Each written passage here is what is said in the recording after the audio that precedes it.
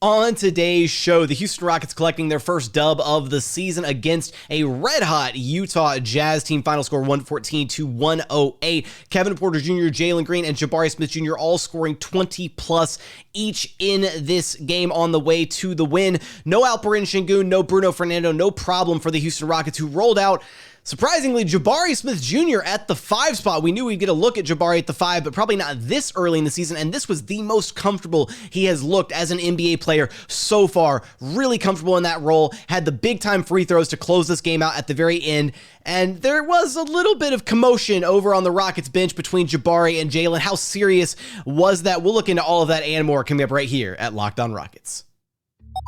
This is Mission Control, Houston. Ignition sequence start. The Houston Rockets select Jalen Green and Jabari Smith Jr. T-minus 15 seconds. Guidance is internal. Every time I step on that floor, I'm coming. You're getting somebody who's going to come in with a chip on their shoulder, somebody who's going to come in and compete from day one. 6, 5, 4, 3, 2, 1.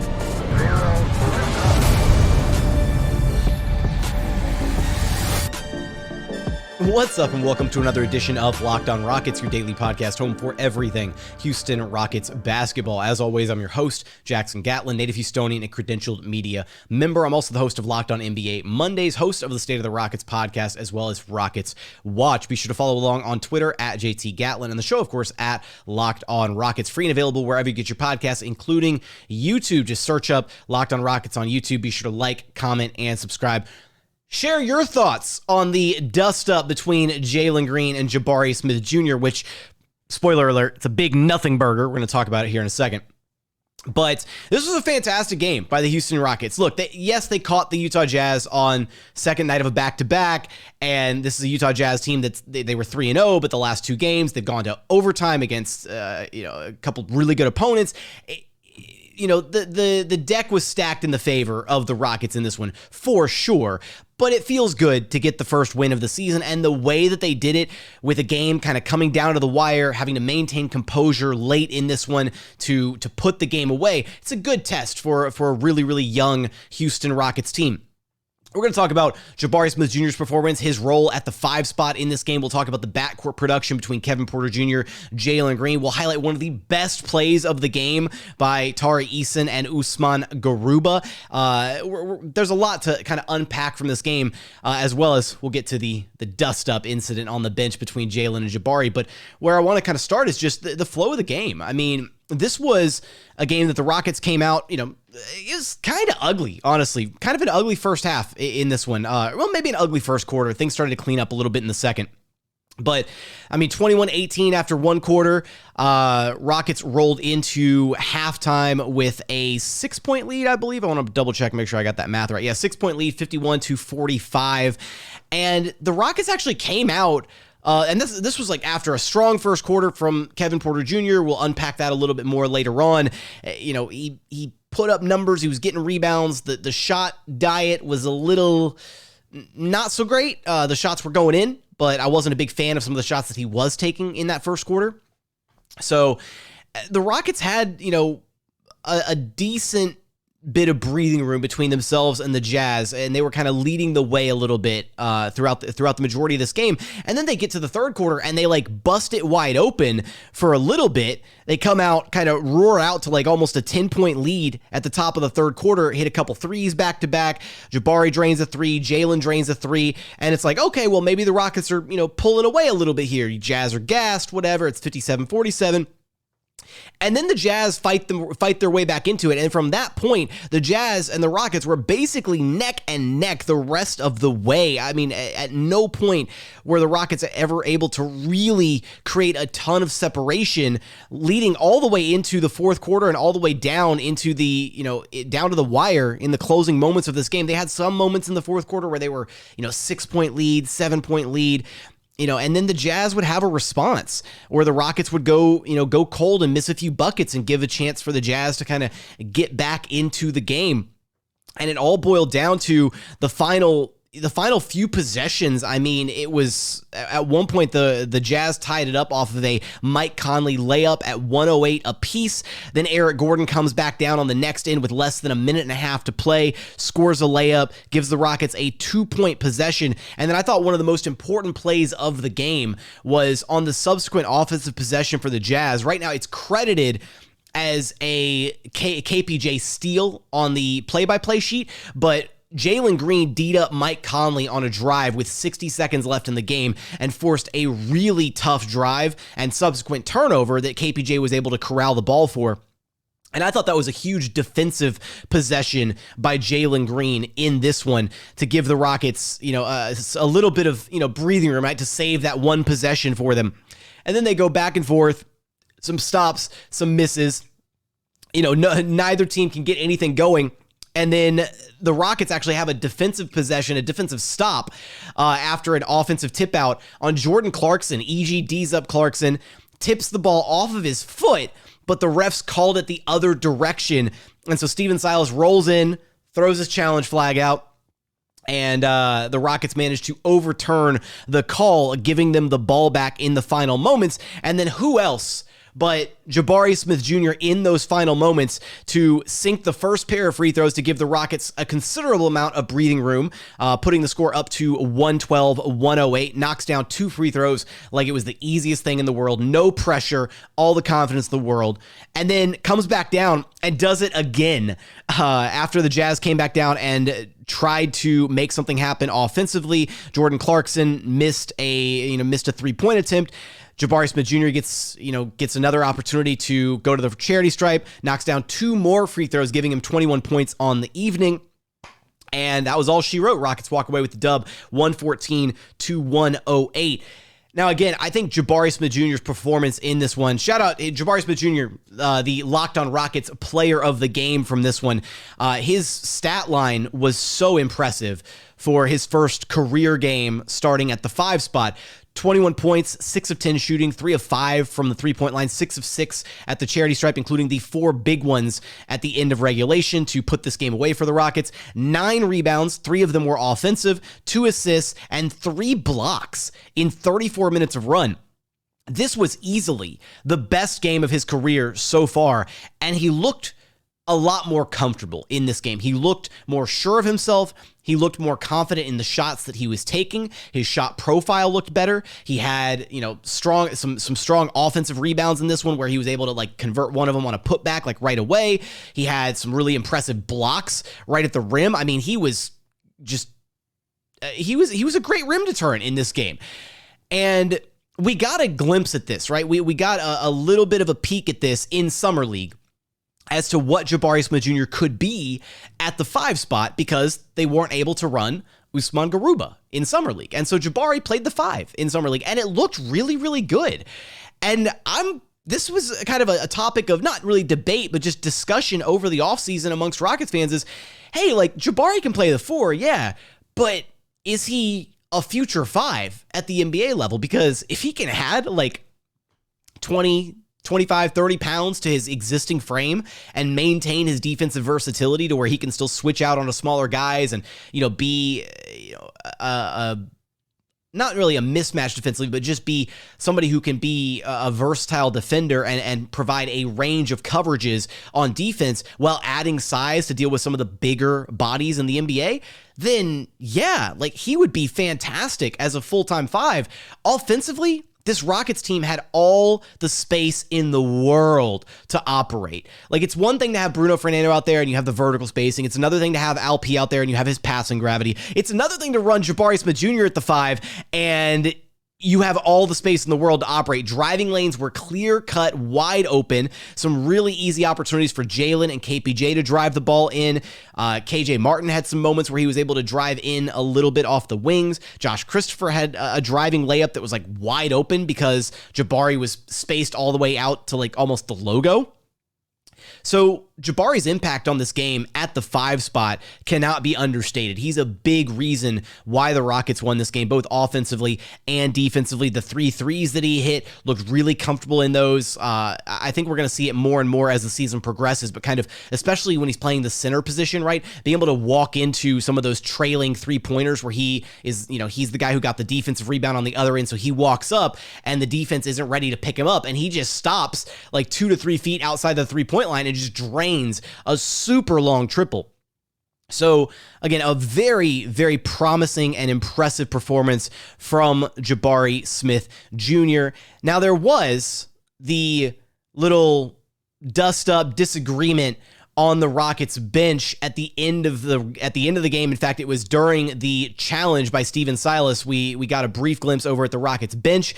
Jalen Green, Jabari Smith Jr. going at it with one another. We're going to talk about that coming up in just a moment after a quick message from our friends over at LinkedIn.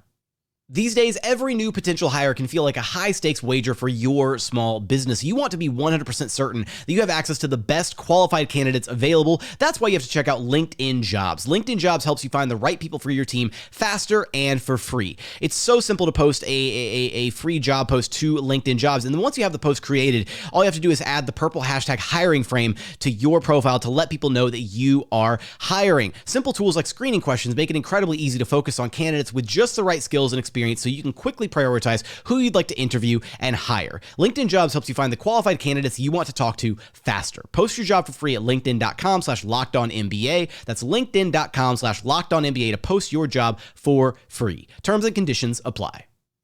And continuing on here at Locked On Rockets, your daily podcast home for everything Houston Rockets basketball. Now, the scene, if you will, at the end of the game on the Rockets bench that did the rounds on social media. Everybody, super concerned. Oh my God, are Jabari and Jalen not getting along? Do they not like each other? What's happening? Look, there was a clip via the Rockets broadcast where during the challenge by Stephen Silas in that final moment on the bench that we saw Jabari on the bench and Jalen and Jabari were kind of talking back and forth, going at it, and Jalen standing up, Jabari sitting on the bench, and then camera pans away for a second. It goes to the Utah Jazz bench. We see like a close-up of Jordan Clarkson. Then it goes back to the Rockets bench, and you see Jabari and Jalen are still kind of, barking at each other, and Jabari stands up suddenly, and immediately KPJ goes to grab his arm. KJ Martin and KPJ both stand up whoa, whoa, whoa. Steven Silas has to get up. John Lucas gets in there, and everybody's kind of trying to calm everybody down. And it's very it's a moment, it's a scene very much between Jabari and Jalen. Look, this is a whole big nothing burger. This was a competitive game going down to the wire that the Rockets desperately wanted to win. One possession game, and that's it. That's all it was. It was two competitors, two dogs, two alphas trying to, wanting to win this game. That's literally all it was. Look, it doesn't matter if it's sports, if it's video games, if it's damn board games, if it's a bet between friends, whatever, right? If this was just two competitors competing at a high level, right?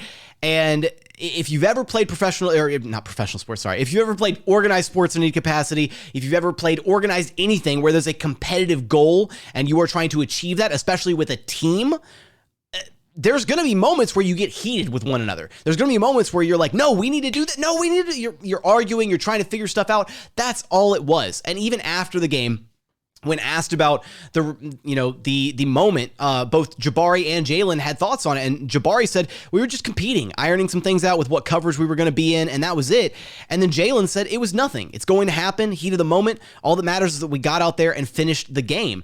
And even past that, Jalen Green was asked post-game about what he had to say about Jabari Smith Jr. and his role in this Rockets win. He said very clutch. He's going to be one of those players that's going to get the ball towards the end of the game. So the recognition and the respect is there. This isn't something that needs to be blown out of proportion. This isn't, oh my God, it's the end of the world. Jalen and Jabari don't like each other. Not whatsoever. These are two competitors, two guys that we know are, striving to win games, that they want to compete, they want to play well, and this was the Rockets' first chance to do that, and they did it. They put this game away.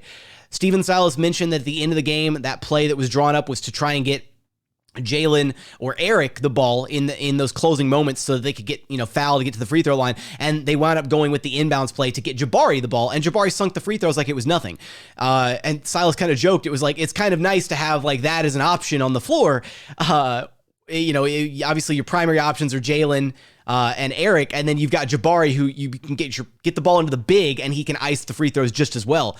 And that was, to me, a big part of this Rockets game, and has been a big part of kind of their entire identity this season, is the fact that, look, last year, they were the best team in the NBA at drawing free throws and getting to the free throw line. They were also the worst free throw shooting team in the entire association. In this game specifically, I don't have the league-wide stats run up. I'm not going to look at league-wide stats yet. It's 4 games into the season. We'll approach those numbers a little bit further down the line. In this game, though, the Houston Rockets managed to shoot 27 of 32 from the charity stripe, 84.4%. Again, big-time free throws by Jabari Smith Jr. down the line, 6 of 6 on the evening. Kevin Porter Jr. was a fantastic 9 of 9 at the free throw line. Jalen Green was 3 of 3. Tari Eason was 3 of 4. Daishen Nix was 3 of 4. So that's a welcome surprise from Daishen Nix to see him go better than 1 and 1 at the charity stripe during his respective trips. So the Rockets won this game, right? It was so close at the margins, but they were a ridiculous plus 18 at the free throw line. My God. Yeah, 27 made free throws for the Rockets, 32 attempts. The Jazz only had 9 made free throws on 16 attempts. Jazz shot 56.3% at the free throw stripe. The Jazz managed to play a better game than the Rockets, like outside of the free throw line. I mean, the Jazz shot 47.3% overall. They shot 34.4% from 3. Rockets shot just 42.2% from the floor, and then 31.4% from long distance. But they won the game at the charity stripe because they played physical. They drove in a lot. They forced the Utah Jazz defense to foul them, and they converted at a high rate at the charity stripe. So for a game that came down to the wire, the Rockets were the team that made the buckets where it counted at the free throw stripe. And that's what ultimately gift wrapped him the win. Now, in this game, we'll talk about Jalen Green here for a moment, because again, the little, heated exchange on the Rockets bench was nothing. I will say Jalen had a fantastically efficient game in this one. 25 points, 9 of 16 shooting, 4 of 8 from long range, 3 of 3 at the free throw line, as I said a moment ago, 3 rebounds, 3 assists, 3 turnovers. Clean that up a little bit. Really solid night from Jalen Green. Especially, again, I mentioned the defensive stop on Mike Conley earlier. Overall, I thought the Rockets defense did a pretty solid overall job against this Utah Jazz team. This is a Jazz team. I want to make sure I get the numbers right on this because I had it pulled up here. The Utah entered tonight averaging a league high 125.7 points per game. Now, granted, again, they've had 2 overtime games, so it's like you've got a little extra time to rack up the points. But they have not scored fewer than 122 in their first 3 games. The Rockets managed to hold the Jazz to just 108 points. Like, that's a relatively solid defensive showing. And last year, the Rockets were 9-9, so they were 500 when holding teams below 110 points. So, it's a good sign as far as just the defensive chops of this team. But for Jalen Green, he had a great game through 3 quarters. Absolutely fantastic. And a big part of that was the fact that the Rockets and Steven Silas decided to stagger Jalen Green and Kevin Porter Jr. So when Jalen Green had a fantastic third quarter, kind of taking over a little bit once KPJ went to go hit the bench. And, he poured in, it was either 11 or 13 points in that third frame. I want to say 11. That's what I'm going to go with my gut, and I don't have it pulled up here. So, finished the third quarter with 25 points, only had 1 field goal attempt the rest of the way through the fourth quarter. That cannot happen. You cannot have your primary guy, your number 1 option in Jalen Green, go the entirety of the fourth quarter with only 1 field goal attempt. Eric Gordon had a good bounce back half, looked good, had some key buckets. KPJ was 1 of 4 in the fourth quarter. And that was one of the things where KPJ started to kind of cool down a little bit in the second half, and I would have loved to see him, focus on getting Jalen a bit more involved, focus on creating some extra shot opportunities for Jabari Smith Jr., who finished with just 10 attempts. But you can't have Jalen Green finish the game based on how well he looked and how easily he was scoring the rock earlier in this one.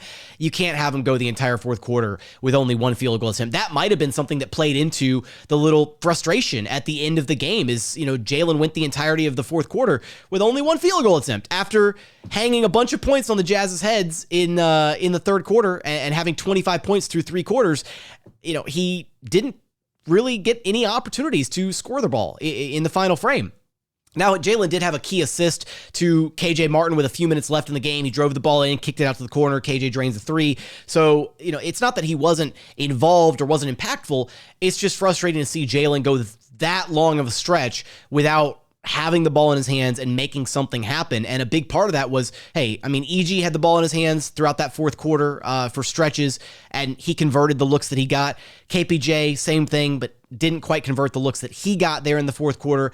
And that's where you need your point guard, you need Kevin Porter Jr. to recognize, hey, we haven't gotten Jalen a shot in a little while, and he's sitting there with 25 points. Let's draw up a play for him, or let's run something specifically for him to get him going, or to get him a look here in the fourth quarter, because the game's pretty close, and we could use our primary scoring threat, our primary weapon offensively to help us put this thing away. And that's where Jalen also has to be a little bit more demanding, right? Where he needs to command the basketball and be like, no, hey, KPJ, nope, Jabari, nope, EG, nope, this is my team. I'm carrying us to this win, and I want the rock. So overall, though, a really impressive performance from Jalen Green. Coming up, do you want to talk about Kevin Porter Jr.'s performance in this one, as well as some of the other tidbits from this one, the Rockets' defensive approach to this game, Usman Garuba and Tari Eason, and their relentless amount of hustle off the Rockets bench. We're going to get there in just one moment. And final segment here at Locked on Rockets, your daily podcast home for everything Houston Rockets basketball.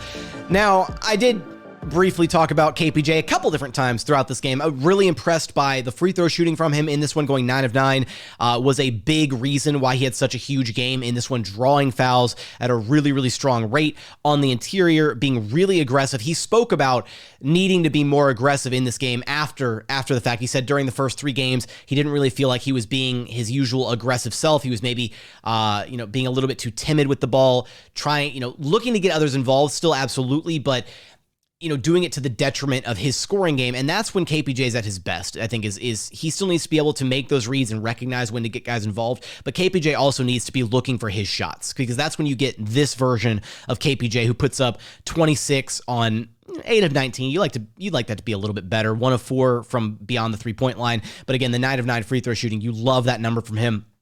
And you love that he's finding ways to impact the game outside of just scoring. He was a monster on the glass in this game. I asked him about it post-game. I said, so, no Bruno, no Alp, you just decided to go out there and get 10 boards? And he kind of laughed it off, and he was like, yeah, well, we're a little small even when Bruno and Alp play, so, I got to do my job, my responsibility on getting rebounds, and that's just what happened tonight. So it's good to see, right? The Rockets have a pretty sizable backcourt in KPJ and Jalen Green, and both those guys are uber athletic, so for them to be able to impact the game using their athleticism and being able to close out defensive possessions strong by securing rebounds, especially, just the team kind of gang rebounding. The Jazz wound up out-rebounding them by 2. The Jazz were +2 in the rebounding department, but the fact that the Rockets are so competitive on the glass after being just a complete pushover on the glass last season is a welcome development with this team. And again, Jabari Smith Jr., Tari Eason, those guys are big additions to that. Guys like KJ Martin getting significant run in the rotation are a big part of that. And even, again, the added help of Jalen Green and Kevin Porter Jr. having nights where they're averaging, they're getting 4, 5, 6 boards. Again, tonight, KPJ, 10 rebounds. Really impressive showing from him. Had a couple steals in there, had 4 assists, had a block. 4 turnovers. So again, you like to see him take a little bit better care of the basketball. Again, I've already kind of harped on some of the ways that he needs to focus on getting guys involved. He had a strong start to this game. I thought he was pressing a little bit early in the game, because there were moments where, and this is my thing, right? And I shout out to Rick Higgins from Rockets Summer League when he said this. He basically said, talking about when you drive the ball in, right? If you're seeing 2 sets of arms when you're shooting a shot, it means that somebody on the court is open. And KPJ had a bunch of possessions in this game where he saw two sets of arms. Now, he converted a lot of those looks and he drew a lot of fouls, but it doesn't mean that they were good looks, right? Because the moment you have two defenders on you, the moment you've drawn that secondary defender, that's where I need KPJ to get better at realizing where the open man is and kicking and subsequently kicking the ball back out to either get the defense in rotation or to get the wide open shot on the first kick out pass. So I'm not going to gripe on it too much because the Rockets won the game. It was still, an overall solid performance by the big three, the trio, if you will, on the team. This is the first time that KPJ and Jalen Green have both gone 20 plus in the same game since last season. So that's, a nice little occurrence there. And I'm sure they're going to do it a ton of times to close out this year because they did it last year. 9 out of the final 19 games, they both scored 20 plus in the same game. So I'm sure we're going to get that a ton more this season. The fact that we saw it just, fourth game into the year, it's going to happen a lot more. Now, the Rockets defensively in this game, I thought they did a pretty decent job. And a big part of that was Jabari Smith Jr. at the 5. He allows them to just do so many different things. And I did get a chance to ask Stephen Silas pregame about Jabari at the 5 against the Grizzlies, because Jabari Smith Jr. did play some minutes at the 5 against the Grizzlies, even though he didn't start against the Grizzlies at the 5. And he talked about the fact that Jabari's wasn't ready, for the blitzing schemes at the 5, and so they basically stuck with a lot of drop coverage. And against the Grizzlies, they're not a team that you really want to switch a ton against because they've got the size, so you basically have to play. You're basically playing drop or you're hedging a little bit, that kind of thing. And so in this game, the Jazz front court is not nearly as Stephen Silas used the word daunting. And so as, Giannis or, Steven Adams, those guys with tons of size. So the Rockets were able to use a variety of kind of defensive schemes in this one. They blitzed a couple pick and rolls. They were hedging here and there. They switched a lot, though. And that's where Jabari's at his best, right? Is he can guard pretty much 1 through 5 on the floor. And it felt like the Rockets switching defense did a good job taking the Jazz out of some of what they wanted to do offensively. They did a good job protecting the paint. Overall, I thought it was a really encouraging defensive performance by the Rockets. And Jabari even spoke post-game about playing the 5 and the fact that he's kind of that anchor defensively where he sees everything on the floor when he's at the 5 spot. And for him, when he's playing the 5, he makes it a point that, he's got to protect the rim. Like that's very much his objective when he is the 5 on the floor, is protecting the rim, being that interior presence. And I think he achieved just that. He had 3 blocks, I should say, in this game. He did a good job rebounding the ball. Overall, Jabari looked very natural at the 5, and that very well may be his future position, right? He can play the 4, but maybe he's best served further down the line as an actual 5 at the NBA level. Elsewhere for this Rockets team, Usman Garuba and Tari Eason getting some run off the Rockets bench. So Usman not getting the starting nod in this game. I do love that Stephen Silas opted to go KJ Martin in the starting lineup and Jabari Smith Jr. at the 5, especially against a Utah Jazz team that did not have nearly the amount of interior presence, I guess you can put it, as the Milwaukee Bucks did. Stephen Silas basically explaining he wanted Usman to guard Giannis in the last matchup against the Bucks. So in this game, with only 2 centers on the roster, even Boban Marjanovic got a little bit of early game run, a little 4-minute stretch where he was actually, semi-productive. There were a couple moments where he got, burned in drop coverage, but overall, got some rebounds, had a point at the free throw line. Nothing crazy from Boban. But I liked the choice to bring Garuba off the bench. And Garuba and Tari Eason, man, those 2 guys off the Rockets bench brought an insane amount of hustle, tenacity, energy. Tari was incredible in this game. 11 points, 9 rebounds, 3 steals, only 1 turnover, missed both of his threes, shot 3 of 4 at the charity stripe, was only 4 of 12 on, as far as shooting goes. And I swear to you, there was a stretch in this game where Tari got blocked and rejected at the rim like 3, maybe 4 times on subsequent possessions in a row, and did not let that deter him one bit. Like memory of a goldfish, and just kept attacking hard, going at the paint, going at the rim, and eventually it paid off, and he got an and one opportunity and a trip to the charity stripe. And then to me, what was one of the plays of the game, and Stephen Silas talked about just the energy that Usman and Tari bring kind of permeates throughout the rest of the team. There was a play near the end of the third quarter where the Rockets like started kind of fumbling the basketball, and then the Jazz kicked it out, cross court pass, and Jalen Green broke it up. Then Tari recovered the ball, drove it in, missed the layup, and then he and Usman are both fighting for the basketball. They can't quite get it. Usman doesn't have it. Tari eventually picks up the loose ball and drills the layup, and it was such a chaotic 30 seconds of basketball, 30, 40 seconds of basketball, to where you're just like, man, those guys are just fighting and scrapping and hustling, and the entire TC was going crazy for it. And that's the type of energy that they bring. Steven Silas talked about the fact that those are two guys that play to exhaustion, right? They go out there and they run, and their motor does not stop until they have nothing left in the tank, to where they're even sometimes calling for their own subs, where they're like, all right, coach, I played my 8 minutes. I'm gassed. I need a breather, whatever. And it led to some very interesting substitution patterns at the end of the game, because Steven Silas was basically having to sub one guy in, sub one guy out, just so they get a quick breather on the bench, so that they could not have to play the entirety of the fourth quarter on dead legs. And I thought that, again, Silas did a good job handling the substitutions in this game, making sure guys were fresh for the closing stretch against, again, a good Utah Jazz team. And the last guy here that I want to talk about, Jae'Sean Nix, who had a solid game. Again, I feel like there's a very anti-Jae'Sean Nix sentiment amongst Rockets fans, but he had kind of a calming presence on the Rockets in this game. And Jae'Sean is one of those guys where he has the awareness and the ability to settle things down on the floor for this Rockets team, especially in the half court.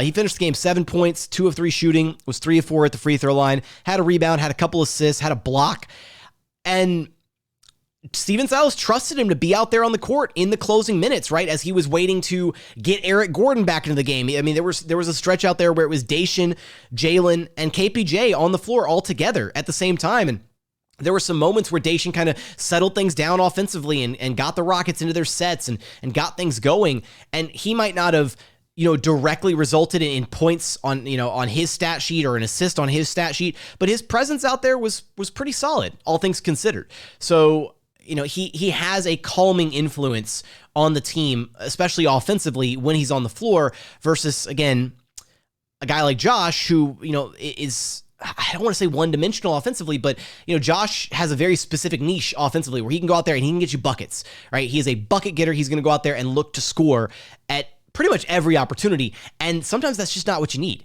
Sometimes you need a guy who can calm things down, slow things down, and make sure you get into the right set, the right action to execute, offensively and get a high quality shot. And it felt like Jae'Sean did a good job of that in this game.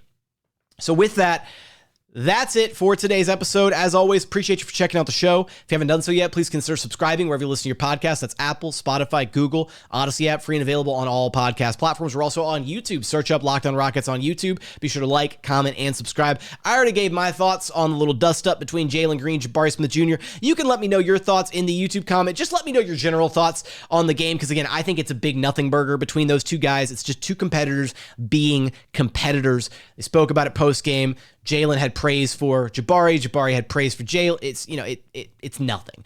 But if you want to share some thoughts about it, let me know in the YouTube comments. I do read each and every one of those every single day. But as always, thank you so much for watching. Thank you so much for listening. We look forward to having you back right here at Locked On Rockets, your daily podcast home for everything Houston Rockets basketball.